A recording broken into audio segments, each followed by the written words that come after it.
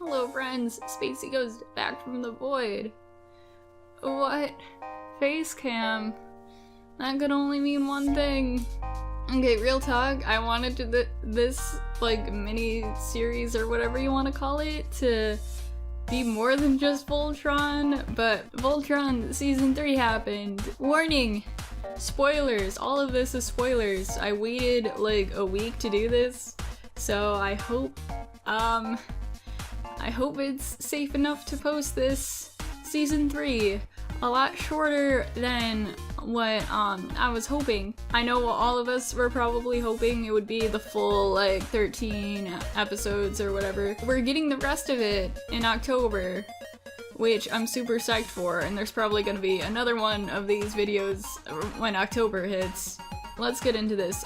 First I want to talk about the new characters. So we have Lotor, who is fabulous beyond compare. As one of my friends put it, Lotor is a lawful neutral bard. He will say anything to get on your side. He's not lying to you. He's just not telling you the whole story. Yes, he's not for like destroying enemies, but he's for either enslaving them or convincing them to join his side, and I love that about him. Can we talk about his generals for a brief second?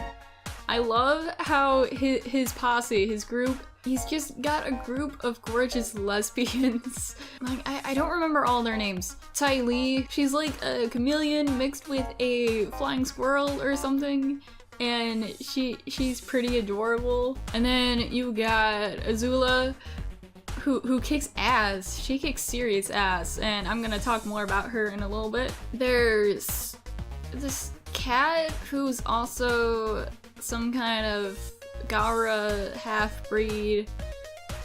Again, I'm so sorry I'm forgetting their names. I'm just doing all this at the top of my head.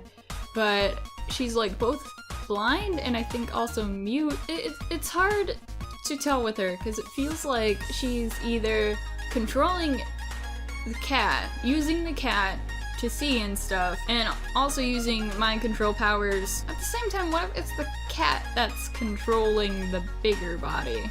The other general, my ultimate fave is the bigger one, but she's just like this big beefy chick and she just wants to smash. Like, let her smash. Okay, the biggest surprise though with a newcomer coming in is Sven. So they had Shiro die in the original, so that's fun.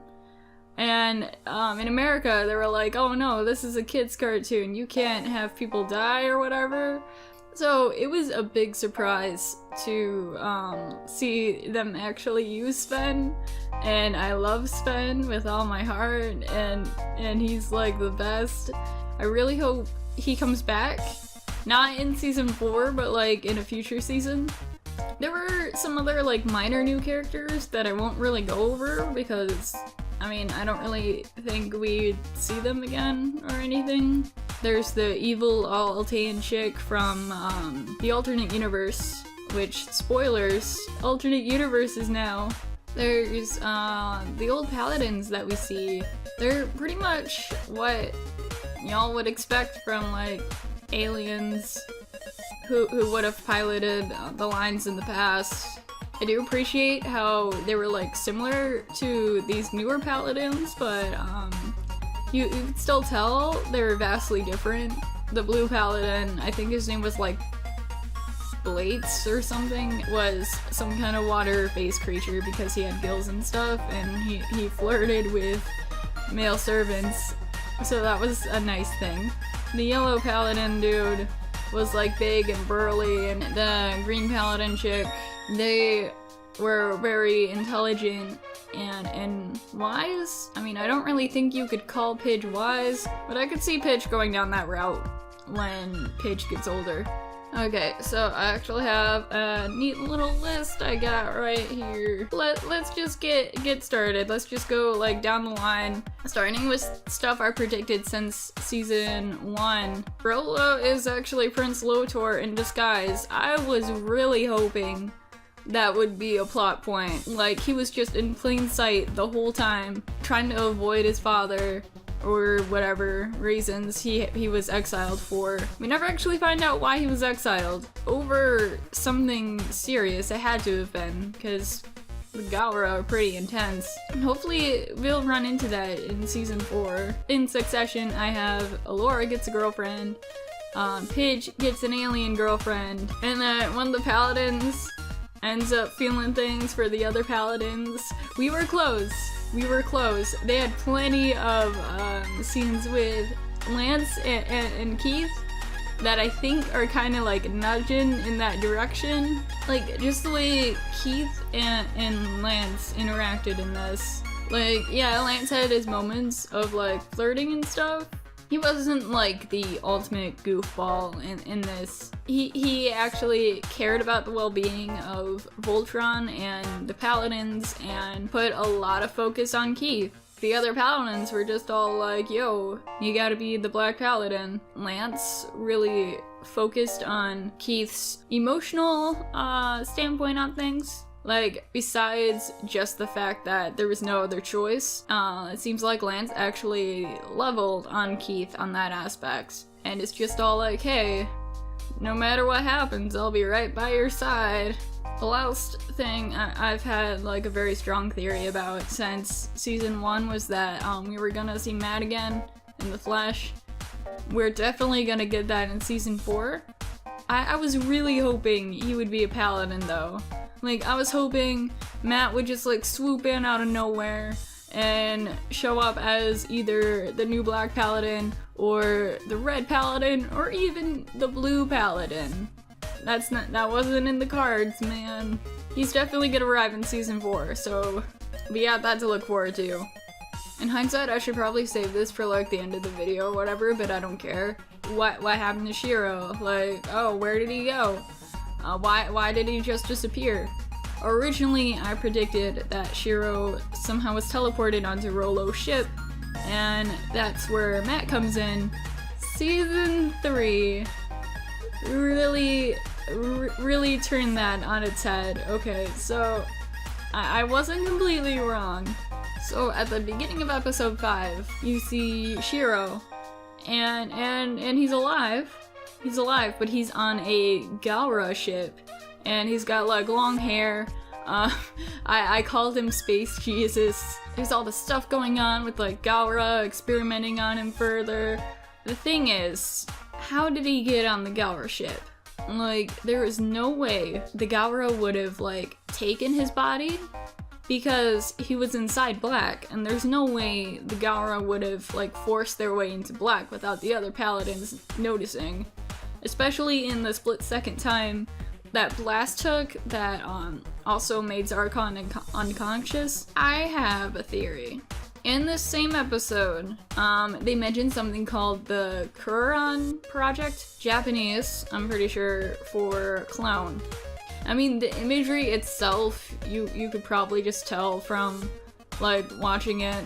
If not the first time, like the second time. Clearly, there's like clone shit going on. But I guess just in case it wasn't that clear, like they're just all like, oh yes, the clone project. And there's other slight details that points out that this Shiro is a clone, actually, of our Shiro. The fact that he's a bit beefier than Shiro, like, I couldn't help but notice. And also the fact that he had like super long hair, like a lot longer than it should have been. Like, I'm pretty sure they were only separated for a month, maybe 2 months. Also, when they're checking out his eyes, and like his eyes kind of dilated a bit. It took me like three rewatches to catch this. There was a little sound effect that sounded like when a lens zooms in and out instead of like, I don't know, eye noises or whatever. Just the fact that he was like, oh yeah, I got this killer headache just after coming back from the Galra. All these signs are pointing to him being a clone. Although after this episode, or just like this whole season launched and stuff, I've seen people spreading hashtag not my Shiro and stuff like that. And I want to clear up something. Again, if I'm wrong, who cares, but okay, so Shiro's clone now, or this Shiro. So what? That doesn't explain why he would know everything that he knows about Voltron. If you think about it, if he was a clone, he would have just had the memories from the last time he escaped at the very beginning of the series. He wouldn't know about Voltron, he wouldn't know about the fight. This, like, clone of Shiro still has all his memories intact. You could argue that the arm was, like, storing all of his, brain data or whatever, but how did they get his arm back? Because, like I said earlier, there was no way the Galra would have been able to go inside to, like, retrieve that or anything. Here's what I think went down during that fight. Okay, so there was a big old blast, right? Enough to make Zarkon unconscious. But the thing is, Zarkon has all this quintessence inside him, like, powering him. And he's also been alive for, like, 10,000 years. So he's definitely protected by something. Now Shiro, he's just human. Yeah, his arm has Galra magic or druid magic or something, but there's no way he would have survived that blast. So what I think happened was that his body's gone. His body's, like, completely gone. For all intents and purposes, Shiro is definitely dead. Like, it was just vaporized. Arm included, because if not, it would have just stayed in the Black Lion. Whether it was Black Lion's doing or some kind of science or whatever, Shiro's mind left his body. And since the Galra were doing cloning experiments and stuff with Shiro, it would only make sense that his mind and his consciousness would go to one of those clones. So even though the clone body is not the same, I think on the inside, deep down, it's still the same Shiro that we've grown to love since the beginning of the series. And it's gonna be really heartbreaking when he realizes that he's a clone, or that this body isn't his. That was pretty long. Back to the list. Okay, so Matt was saved by Rolo, Matt and Pitch reunite.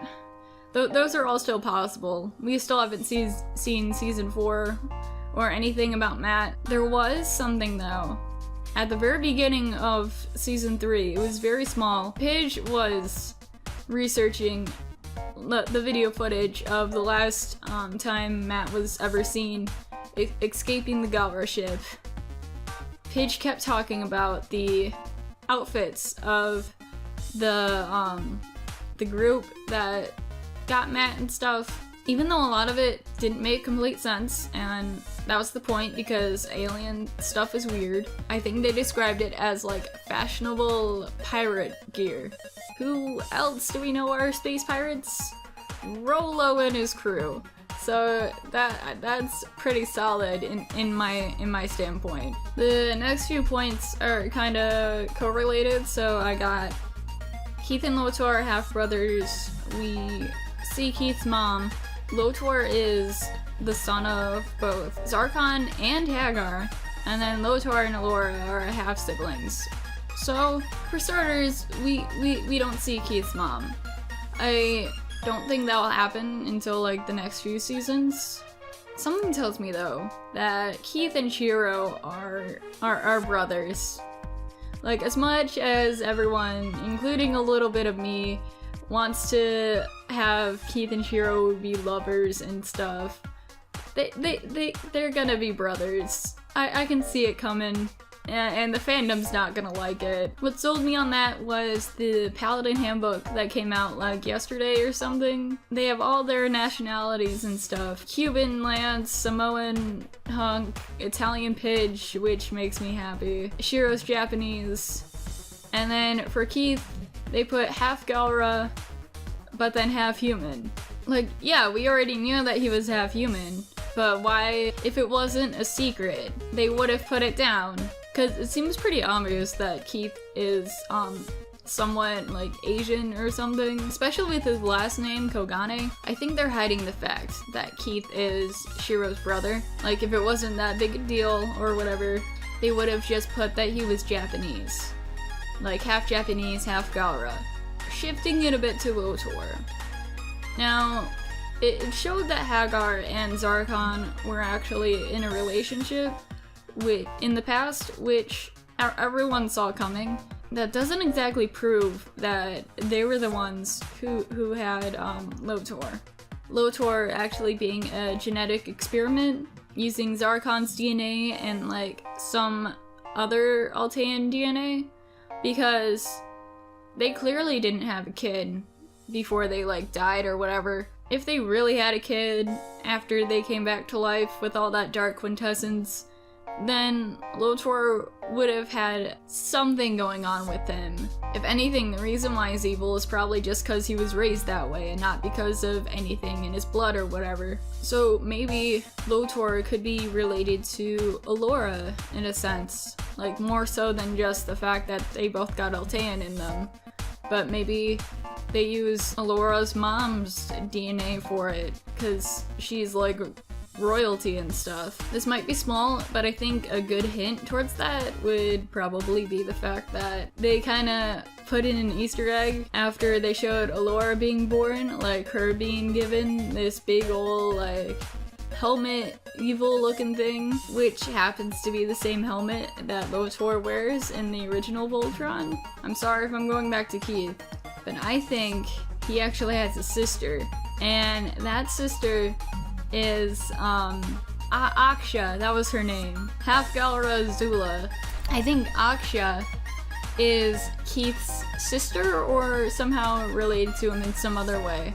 It was revealed that she was the Galra that Keith saved in the Belly of Wellblum episode. The one where everyone was like, oh, that's Lotor, or if you're like me, like, oh, that's his mom. Well, it's not, it's Aksha. As much as you could say that reveal was just like, oh, they recognize each other because that one episode, and then be done with that. I don't think it's gonna end like that. It feels like their fighting style is a lot similar. Like, it felt like a brother and sister sparring together.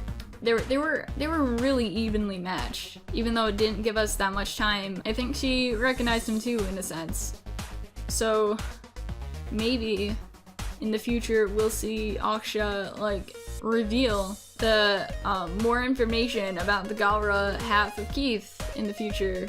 Maybe she'll reform and be part of Voltron.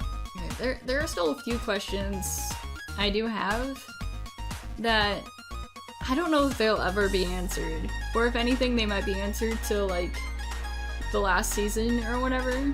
We see that Alfor kind of created Voltron and stuff. The stuff that Alfor uses to make Voltron and the lines and stuff comes from a whole different reality altogether, and it didn't really sound like he was actually building the lions. It just felt like whatever material creature this was like feeding Alfor the instructions to kind of like rebirth them. What we got with Voltron is like an Evangelion situation where yes, they're robots, but they're also filled with quintessence. So they could have been different beings altogether before they ended up as these ships that the Paladins pilot to protect the universe. As I'm talking here, I'm realizing something. We don't know what happened to all the Paladins. Like, obviously King Alfor died and Zarkon went on conquering the universe. After Alfor dying, we don't know where did the other Paladins go. Like, yeah, I'm assuming they fought back and stuff, but how long did they last without Alfor? Or did they die before Alfor?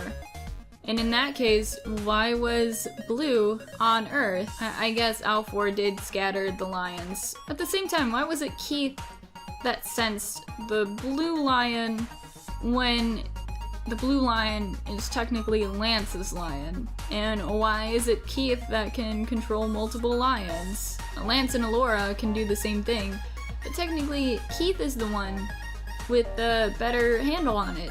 We get all this hype for Matt coming back, but what about Pidge's dad? Did Sam Holt die? Because he's pretty old. Like, not that old. Or maybe Matt helped him go back home and Pidge just didn't know all this time. Also, again, where was Lotor this whole time? Like, you can't just be like, oh, he was exiled and then leave it at that. What was he doing?